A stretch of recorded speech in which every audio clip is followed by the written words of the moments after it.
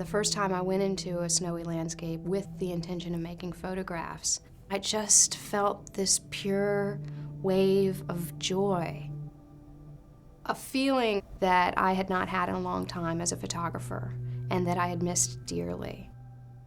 I didn't grow up in the snow. I entered into these environments and felt like I was on another planet. I was never conscious of many elements that return like leitmotifs. I never went out looking for ropes. I never went out looking for poles. For a long time, those elements spoke to me at such an intuitive level that I simply responded. It was a journey of about 3 years before I began to realize that I was interested in this suggestion of a human presence. A basketball hoop, a hammock. There were these references to other seasons.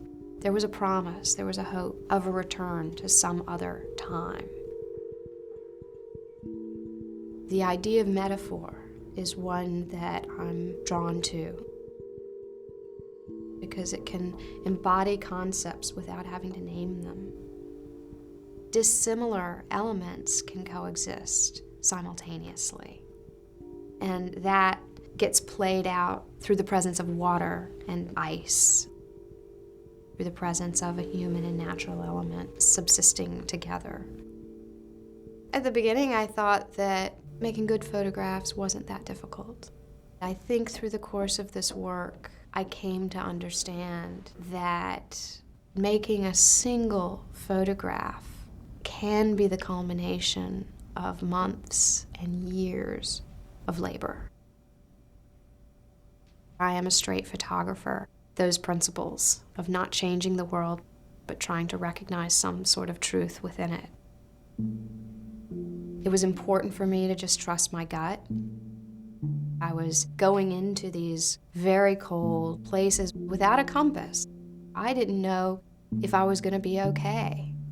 I was standing on a frozen lake and a huge blizzard-like wind began to blow. I remember going back to my car completely frustrated. I was so torn because I recognized being in the heart of that blizzard was where I wanted to be making photographs. I knew that the challenge before me was not only to overcome the physical challenge of the cold, but also the mental challenge. And it taught me a great deal about going into places of fear, confronting one's own limitations and pushing beyond them. The kind of understanding that I hope others gain is not so much a logical conclusion to a dilemma. I think there's an ambiguity that happens in these images, an uncertainty and a kind of mystery. Many explore areas that are used recreationally, but the people are no longer there, and yet their suggestion is very present. The integration of the human and natural elements becomes a much more subtle intertwining, taking us into this mythological space where neither human nor the natural worlds really exist, into something completely other.